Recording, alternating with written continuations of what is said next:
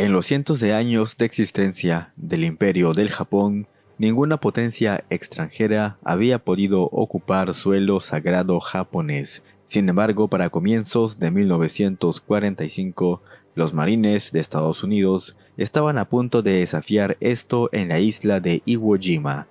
La isla, ubicada en el Pacífico Sur, era de una importancia estratégica para uno y otro bando. Los estadounidenses la necesitaban para emplearla como base desde la cual despegarían sus aviones bombarderos B-29 Super Fortaleza. Además, desde Iwo Jima, los aviones caza P-51 Mustang podrían brindar misiones de escolta a los bombarderos, los cuales, debido a la ausencia de estos, eran bastante vulnerables a la aviación enemiga. Para Japón, la isla era de una importancia crucial, ya que servía como estación de alerta temprana contra ataques aéreos enemigos, gracias a los potentes radares ubicados allí. Además, la Marina de Estados Unidos quería utilizar la isla como zona de preparación para el inexorable avance aliado sobre Japón, y el alto mando japonés sabía por ende que Iwo Jima sería el próximo objetivo estadounidense.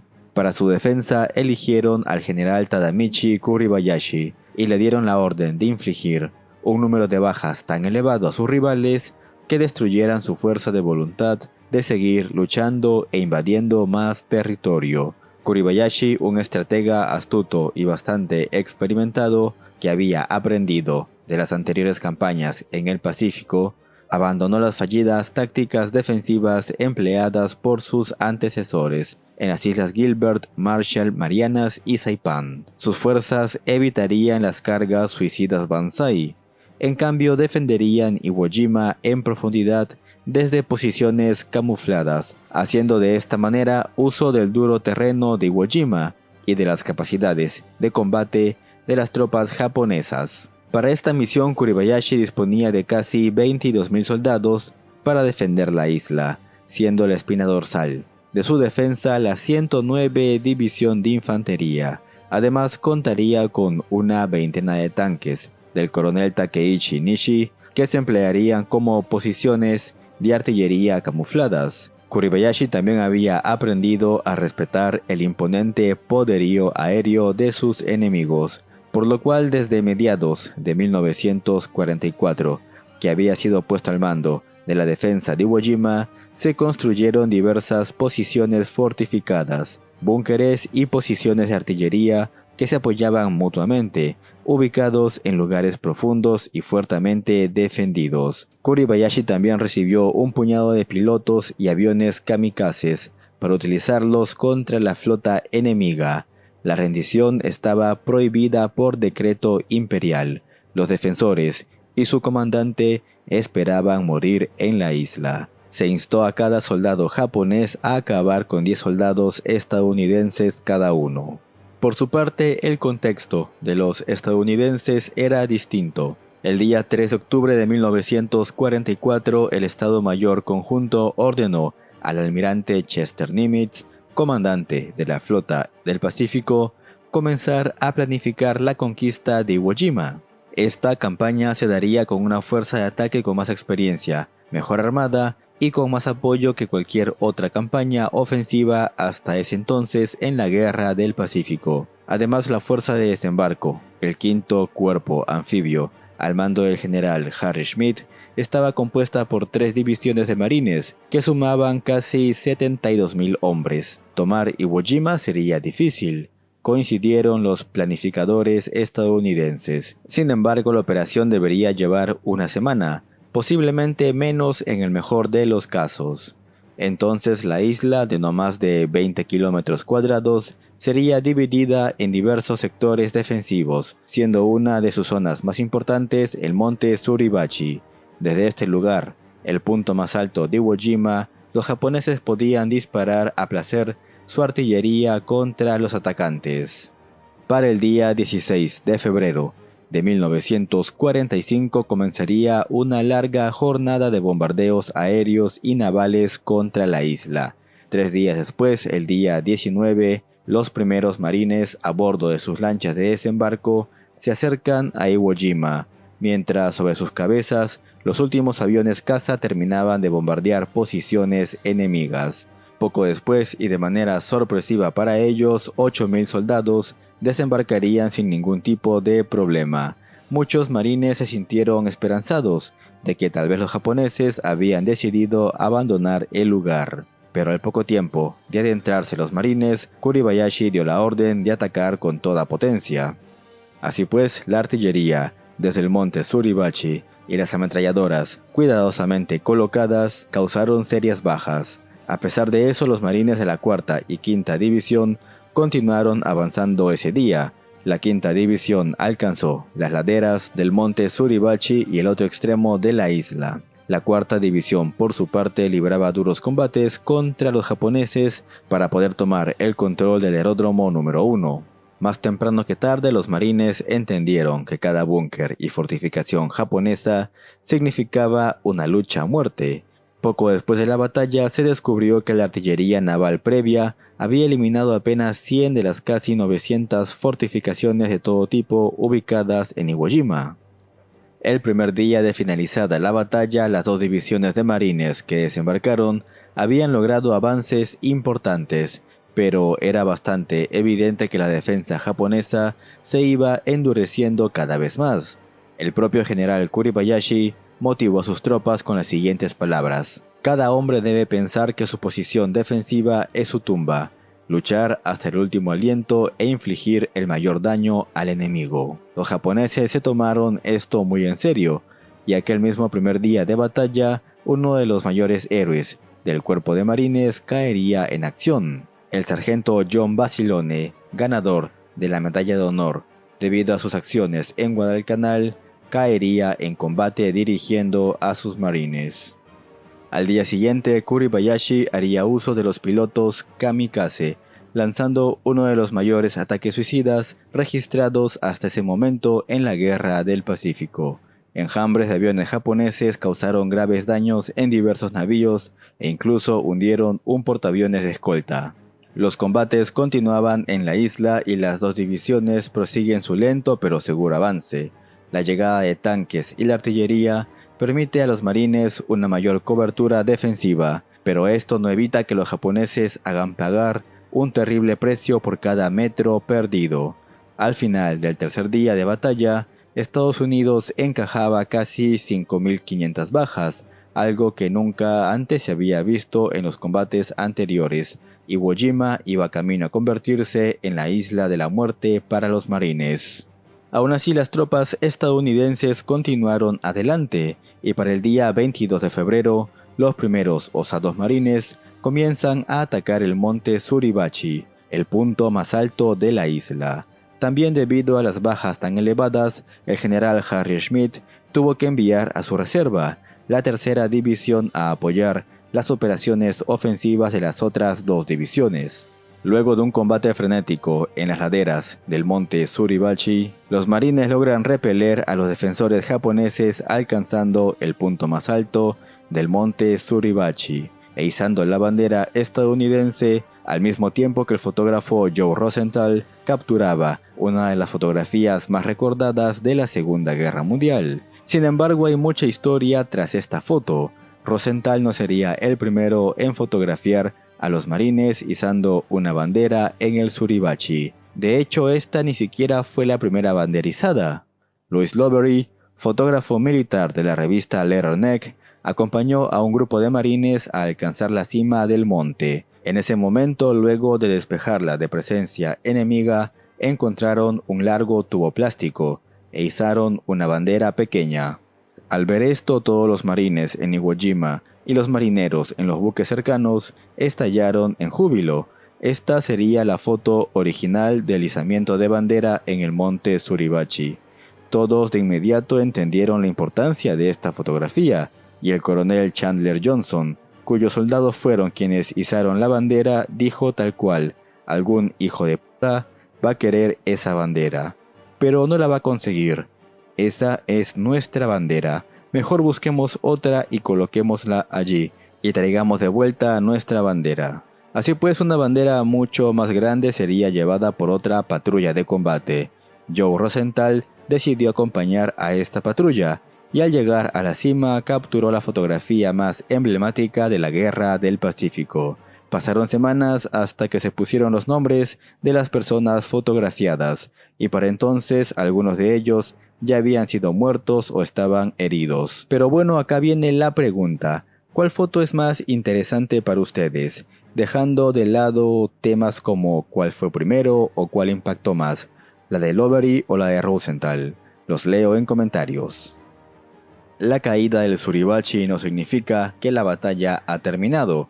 Al día siguiente los marines que ya habían ocupado el aeródromo número 1 se lanzan al ataque del número 2 ubicado más al norte de la isla, pero sorpresivamente se encontraron con contraataques bien coordinados y dirigidos por los japoneses, una sorpresa para aquellos marines más veteranos que habían experimentado caóticas cargas Banzai en el pasado. Para empeorar todo aún más, el terreno en la parte central de la isla, donde se ubica el aeródromo número 2, dificultaba el despliegue de tanques y vehículos blindados, por lo cual los marines debían despejar posición tras posición en peligroso combate cuerpo a cuerpo o empleando abundantes granadas y letales lanzallamas. Para el 4 de marzo, el aeródromo número 2 había sido asegurado después de duros combates. Más al oeste del aeródromo número 2, una zona de posiciones japonesas interconectadas seguían resistiendo duramente.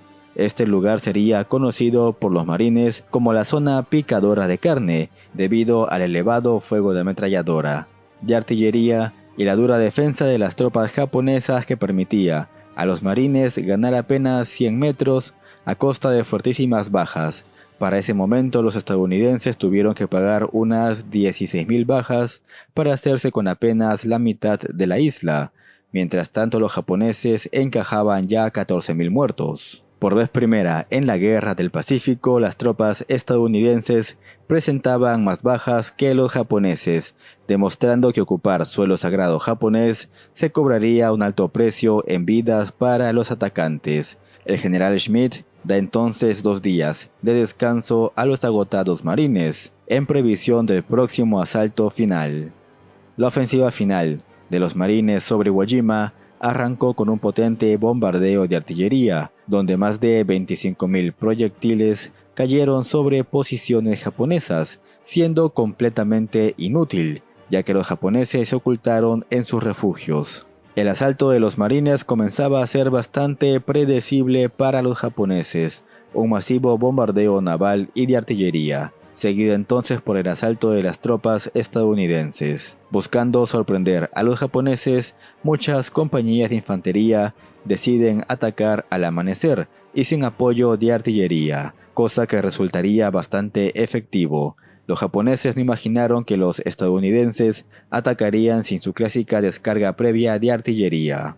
La defensa de Kuribayashi vuelve a romperse en diversos puntos y el día 9 de marzo por la tarde una patrulla de la tercera división de marines llegaría a la costa noreste de Iwo Jima, cortando la línea de defensa japonesa.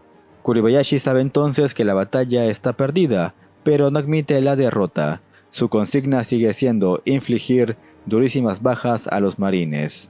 Desobedeciendo las órdenes del general Kuribayashi, el capitán Inoue Samaji reúne a 1.500 soldados y marineros y se lanza a una feroz carga Banzai que es fácilmente repelida por los estadounidenses. El 14 de marzo de 1945 se anunció oficialmente la ocupación de la isla, aunque los combates continuaron durante 2 semanas más. Finalmente el día 26 de febrero de 1945, Iwo Jima está totalmente asegurada. Nunca se supo qué pasó exactamente con el general Kuribayashi. Algunas fuentes afirman que cometió harakiri, otras que fue de los cientos de caídos en las últimas cargas Banzai realizadas por los japoneses en los días finales de la batalla. La lucha por esta pequeña isla debía durar supuestamente 10 días a lo mucho según estimaciones estadounidenses, pero Kuribayashi y sus tropas la prolongaron durante 36 días, ocasionando cerca de 26.000 bajas a los marines y demostrando que cualquier intento de invadir Japón sería muy costoso. Desde agosto de 1942, en Guadalcanal, La guerra en el Pacífico había sido un baño de sangre, ya que las fuerzas estadounidenses luchaban por arrebatar una isla tropical tras otra a un enemigo tenaz, fanático y que no conocía la palabra rendición. Así pues, nombres como Peleliu, Eniwetok, Tarawa, Saipán, entre otros, fueron tristemente célebres por ser escenario de violentos e intensos combates. Sin embargo, en febrero de 1945, la guerra en el Pacífico alcanzaría su pico de brutalidad cuando los marines tomaron por asalto la pequeña isla de Iwo Jima. Ahí las tropas estadounidenses confirmarían que si los japoneses habían luchado ferozmente hasta el final en territorios ocupados, serían capaces de llevar esa ferocidad incluso a un nivel superior, luchando por defender su suelo patrio.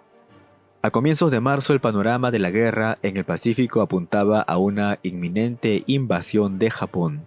Para esto, un fundamental paso previo sería la conquista de la isla de Okinawa, la cual permitiría a los estadounidenses emplearla como base de avanzada para llevar a cabo la Operación Downfall, la campaña militar final contra Japón.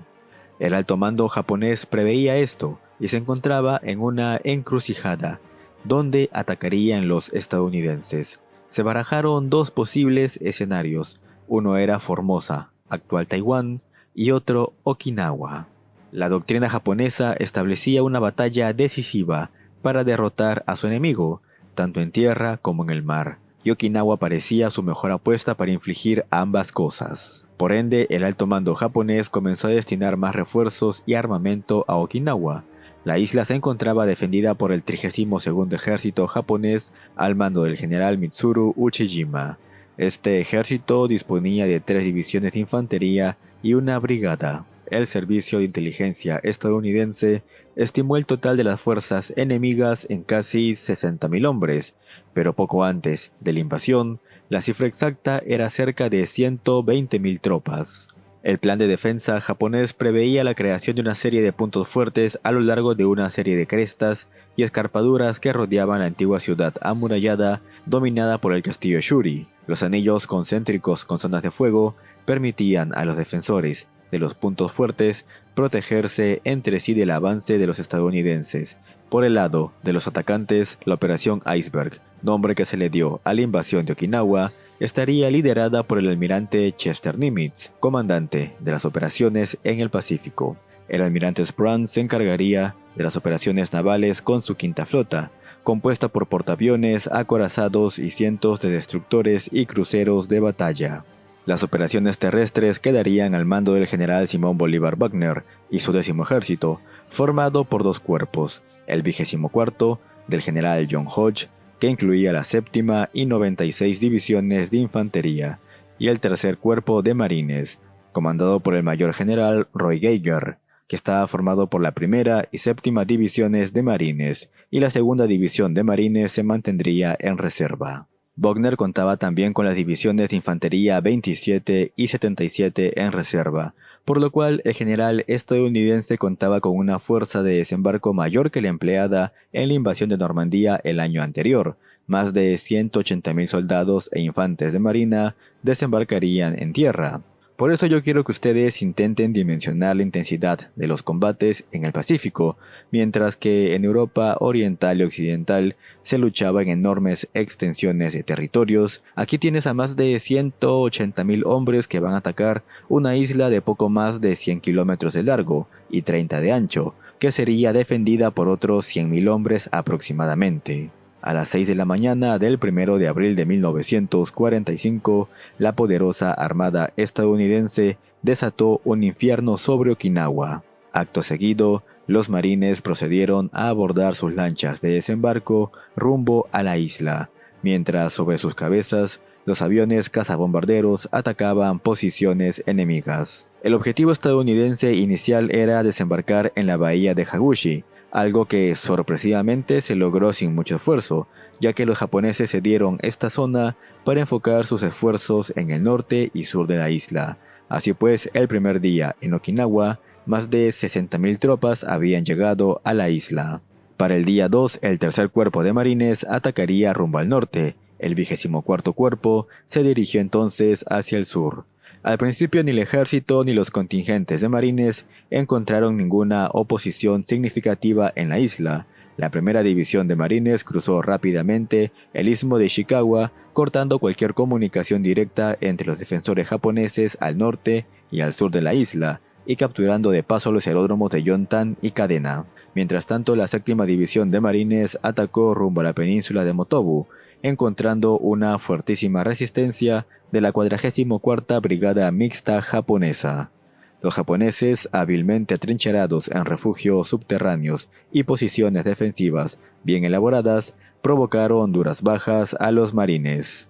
La sexta división, con ayuda de intensos bombardeos desde los navíos en alta mar y de ataques aéreos concentrados, tardó casi 2 semanas en asegurar por completo la península de Motobu, pero finalmente tenía el camino libre para atacar todo el extremo norte de Okinawa.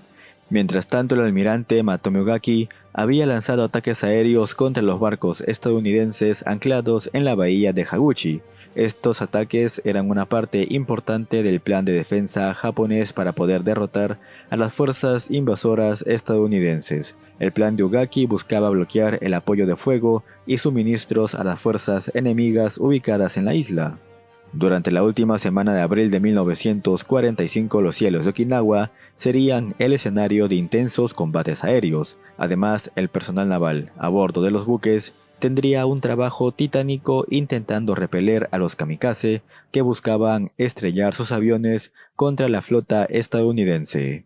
Durante toda la batalla por Okinawa, los japoneses llevaron a cabo unos 10 ataques kamikaze en masa y casi 900 ataques por separado contra las fuerzas navales estadounidenses. La fuerza aérea japonesa sería totalmente destruida en estos ataques, incluidos cerca de 2000 kamikaze. Sin embargo, pudieron hundir 36 barcos y dañar otros 300. Pero esto no sería suficiente para frenar el apoyo naval a las tropas en la isla de Okinawa. Por su parte, la Armada Imperial japonesa buscaría también tomar parte de la batalla, atacando a las fuerzas navales estadounidenses. La Armada Imperial enviaría a lo mejor que le quedaba de su flota, encabezada por el acorazado Yamato, acompañado por el crucero Yahagi y 8 destructores más. Rápidamente, estos navíos, que carecían de cobertura aérea, fueron descubiertos por submarinos estadounidenses, y un día después caería sobre el Yamato un enjambre de aviones enemigos. En cuestión de horas, el Yamato, el Yahagi y 4 destructores serían hundidos. Así terminaría cualquier intento real de los buques de la Armada japonesa de ayudar en la defensa de Okinawa. Volviendo de nuevo a los combates en la isla, las divisiones de infantería del ejército atacaron en dirección sur. Para mala suerte de ellos, en este sector se encontraban las defensas más formidables y la mayor concentración de fuerzas enemigas del Japón ubicadas en la línea defensiva Shuri. Los asaltos apoyados con blindados fracasaron. Los estadounidenses perdieron 22 de los 30 tanques comprometidos en el ataque. Además, se vieron repelidos en este intento por una resistencia decidida que operaba desde posiciones de fuego bien protegidas. Se hizo evidente que ataques frontales y directos contra las defensas japonesas resultarían costosos en términos de hombres, suministro y equipos. El general Cho, muy animado por los logros del 32º Ejército al rechazar al enemigo durante su avance inicial contra Shuri, convenció a su comandante, el general Uchijima, de que lanzara un contraataque. El coronel Yahara, oficial superior del Estado Mayor de Uchijima y partidario de una guerra más defensiva, se opuso a esta medida, pero el general Cho lograría convencer a Uchijima. El día 15 de abril, el ataque japonés efectuado por la 24ª División de Infantería, el 272 Batallón y una compañía de tanques fracasaron. Los japoneses no pudieron abrirse paso y perdieron más de 1500 hombres en este intento. La destrucción de estas tropas de primera línea acabó reduciendo la capacidad japonesa para poder mantener las posiciones defensivas todavía existentes. Como el coronel Yahara había advertido, bien atrincherados, los soldados japoneses podían hacer pagar un precio alto de bajas a las tropas estadounidenses por cada metro ganado, pero fuera de estas, en un combate a campo abierto, no tenían nada que hacer contra la potencia de fuego enemiga, que era bastante superior. A finales de ese mes de abril, los marines en el norte completaron la ocupación de Okinawa. Ahora el general Wagner disponía de estas divisiones para terminar de vencer a los japoneses en el sur. La 27ª División de Infantería, bastante maltrecha, sería reemplazada por la primera de Marines. La 96 División fue retirada del frente de manera temporal para darle paso a la 77 de Infantería. Bastante fiel a su estilo, los japoneses no desistieron de pasar a la ofensiva. Una vez más, Cho convenció al general Uchijima para que permitiera otro ataque, aún más complicado contra posiciones estadounidenses. Además de una carga frontal, los nipones querían realizar desembarcos con pequeñas embarcaciones para tomar por sorpresa al enemigo. No voy a dar mucho detalle del desarrollo de este ataque, pero solamente comentarles que sería, al igual que el otro, un rotundo fracaso, y terminó con la pérdida de casi 6.000 soldados japoneses. El general Wagner entonces decidió pasar al ataque para poder romper las defensas de la línea Shuri. Así pues, las tropas de Wagner atacaron rumbo a la línea Shuri. Sería tras casi 3 semanas de intensos combates, donde los marines e infantería emplearon lanzallamas, cargas explosivas y demás, que la 96 de Infantería pudo romper posiciones enemigas en Shuri y abrir paso para el resto de las fuerzas estadounidenses. Entre el día 3 y el 4 de junio, los japoneses establecieron su posición defensiva final hacia el extremo sur de la isla. Pero el desenlace de la batalla era más que evidente. La primera división de marines tendría que eliminar durante 10 días posición tras posición enemiga, pero finalmente el 21 de junio, la resistencia formal japonesa terminó. Los generales Uchijima y Cho juntos cometieron el harakiri. Luego de casi 82 días de intenso combate en Okinawa, la batalla había concluido. Las bajas estadounidenses totales durante la campaña de Okinawa ascendieron a casi 50.000 hombres, siendo estas 13.000 bajas mortales, entre ellas el general Simón Bolívar Wagner, quien pereció el día 18 de junio. Wagner se aventuró a avanzar en contra de los consejos que le habían dado para observar al 8º Regimiento de Marines en combate, cuando la artillería japonesa destrozó un montículo de coral y un trozo irregular de este voló y se incrustó en el pecho del general, falleciendo 10 minutos después. Por su parte, las bajas japonesas alcanzaron las 100.000 bajas. El 32º Ejército quedaría totalmente destruido. Además, lamentablemente, unos 160.000 civiles okinawenses perdieron la vida durante estos terribles combates que azotaron la isla. Con el triunfo en Okinawa, los Estados Unidos tenían una base a solamente 600 kilómetros de las islas japonesas. Desde esta proximidad al corazón del imperio japonés, podían lanzar múltiples ataques por tierra, mar y aire, en la prevista invasión del propio Japón. La operación Dawnfall era ya una realidad. Sin embargo, las costosas batallas de Iwo Jima y la recién finalizada batalla por Okinawa llevaron al presidente Truman y al alto mando estadounidense a replantearse si realmente merecía la pena una invasión del Japón. Las previsiones para Dawnfall auguraban un escenario bastante sombrío. Más de 500.000 de estadounidenses podrían perder la vida o quedar seriamente heridos. La guerra, además, se alargaría en promedio otros 2 años. Las estimaciones de bajas japonesas eran más que aterradoras. Dispuestos a sacrificar su vida por el emperador y fieles al código Bushido, se esperaba cerca de 5 a 8 millones de soldados y civiles japoneses muertos. Este sombrío panorama, así como algunos factores y acontecimientos adicionales, llevarían al empleo del arma de destrucción masiva más devastadora de la historia, la bomba atómica. Bien amigos, hemos llegado al final del video de hoy. No olvides dejar tu pulgar arriba, suscribirte, comentar y recuerda que el señor YouTube activó la opción de supergracias y miembro del canal. Así que si quieres apoyar el esfuerzo de guerra de este canal y de quien te habla, puedes donar el monto que tú desees. Nos vemos en un próximo video.